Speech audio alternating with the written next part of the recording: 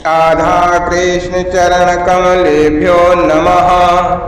श्री राधा चरितामृतम भाग 115 ऐलादनी शक्ति का रहस्य। मुनीन्द्र वृंद वंदिते त्रैलोक शोकहारिणे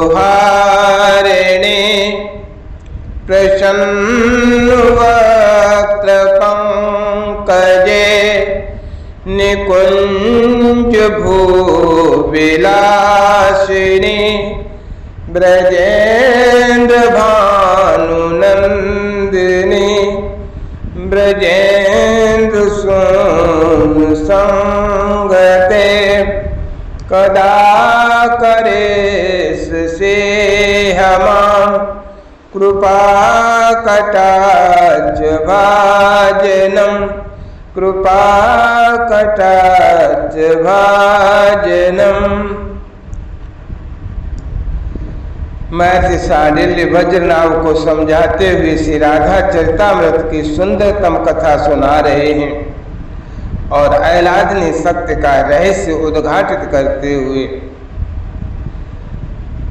साधुकों के प्रति कहते हैं कि हे साधुकों, ये राधा भाव की साधना अत्यंत प्राचीन है और गोप्य भी।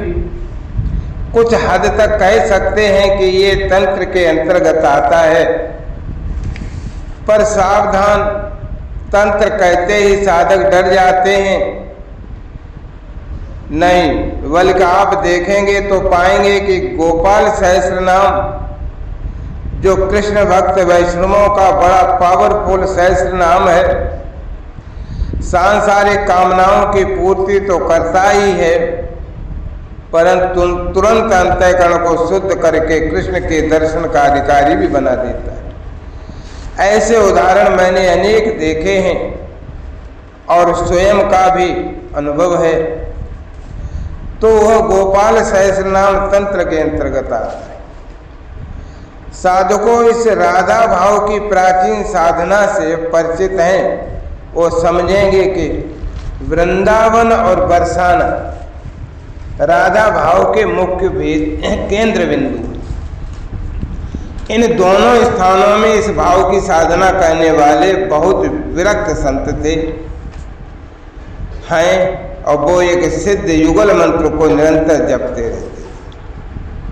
युगल मंत्र अर्थात राधे कृष्ण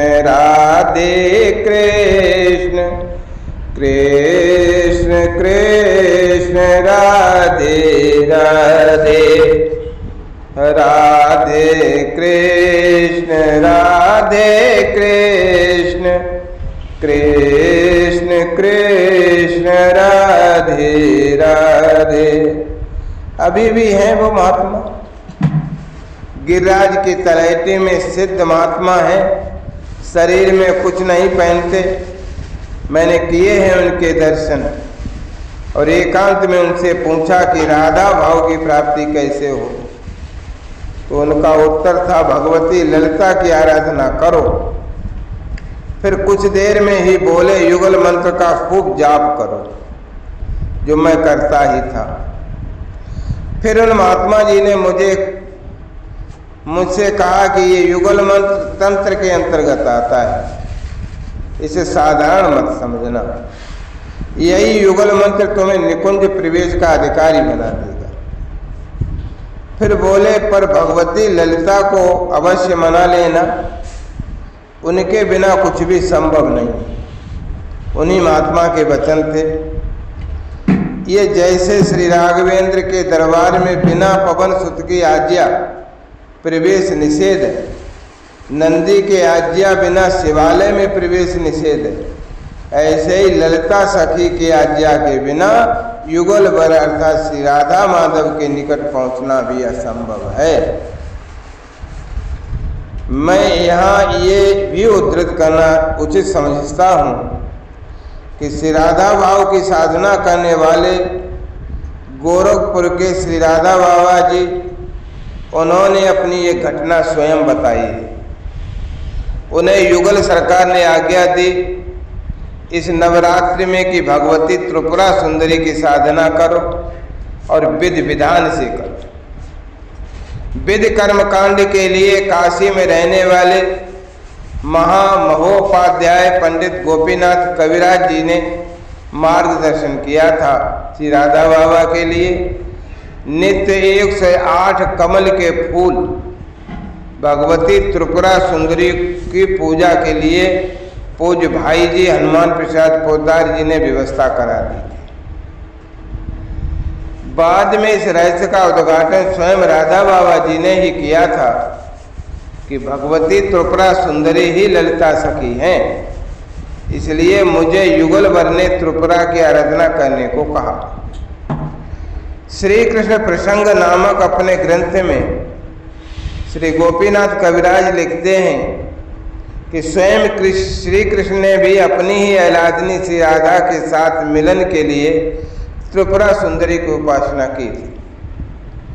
और वैसे भी हम ब्रजलीला में देखते ही हैं ललिता सखी की कितनी हाहा खाते थे श्री कृष्ण और कहते थे मेरी राधा से मिला दे ललिते, क्योंकि इन दोनों को मिलाने वाली भी ललिता ही। अच्छा, एक साधक ने कल मुझसे मेरा अनुभव पूछा कि आप क्या कहेंगे इन आह्लादिनी शक्ति की यात्रा के बारे में। प्रश्नकर्ता अच्छे साधक हैं, विद्वान भी हैं। आह्लादिनी ब्रह्म की शक्ति है, जैसे ब्रह्म, फिर परमात्मा, फिर भगवान। अब मेरा जो अनुभव रहा परम शांत ब्रह्म है, उस शांत ब्रह्म से होती हुई शक्ति भगवान जो आकार लेकर प्रकट हुआ और सबको अपने हृदय से लगा रहा है। यहाँ तक आह्लादिनी की जो यात्रा है वो कितनी विलक्षण है। मैं साधारण रूप से आपको बता रहा हूँ कि ताकि आप समझ सकें। आप लोगों ने डैम देखा है, नदी को रोककर जो बांध बनाए जाते हैं वो देखे होंगे। बहुत जल होता है, उसमें अगाध जल राशि होती है, पर शांत होता है। उसमें भी विद्युत तो रहती ही है, पर शांत जल कणों में ही एक होकर रहती है। अब विद्युत अभियंता यंत्रों के माध्यम से पानी से विद्युत उत्पन्न कर मोटे मोटे तारों के माध्यम से उस बिजली को पावर हाउस में सुरक्षित रखा जाता है। फिर उसी पावर हाउस से घर घर तक, कल कारखाने तक पंखा, हीटर, रेफ्रिजरेटर सब चलते। तो मेरे साधकों, ब्रह्म में शक्ति शांत थी।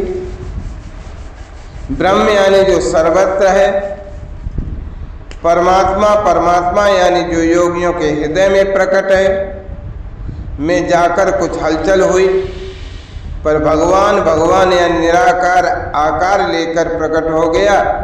तक आते आते वो शक्ति जन जन में आह्लाद को, आनंद को प्रकट करने लगी। बस यही है आह्लादिनी शक्ति, और इसी शक्ति का नाम है श्री राधा। श्री राधा भाव सर्वोच्च भाव है, इससे ऊपर कोई भाव नहीं। ये है प्रेम साधना, रस का उपनिषद है। हाँ, इस रस साधना में काम, क्रोध, द्वेष, राग, इन्हीं सब का प्रयोग करके उस उच्च भाव में पहुंचना है। इन्हीं काम क्रोधादि से ही सीढ़ी बनाकर चढ़ना है। अद्भुत है ये साधना।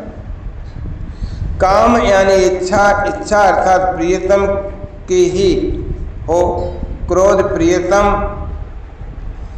नहीं तो क्रोध, प्रिय क्यों नहीं इस बात पर क्रोध, प्रिय का स्मरण क्यों नहीं इस बात पर क्रोध।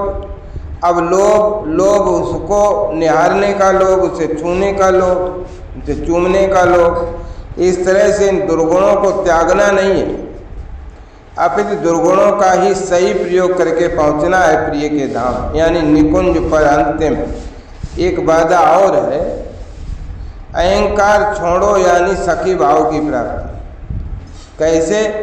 कैसे यही प्रश्न किया था मानसरोवर में साधना करते हो अर्जुन ने भगवती त्रिपुरा से। तब जो उत्तर मिला था अर्जुन को, वही आपको बता रहा। साधकों, आज मैंने अपने हृदय की बात कही श्री राधा भाव के संबंध में। आपके भाव यात्रा में ये सहयोगी बने, इसलिए कुछ अनुभव शेयर कर दिए। मानसरोवर में अर्जुन साधना कर रहे हैं, दिव्य वन है, वहाँ मोर अनेक पक्षी आनंदित हो कलरव कर रहे हैं। भगवती त्रिपुरा सुंदरी अर्जुन की साधना से प्रसन्न होकर प्रकट हो गई और राधा भाव का उपदेश करें।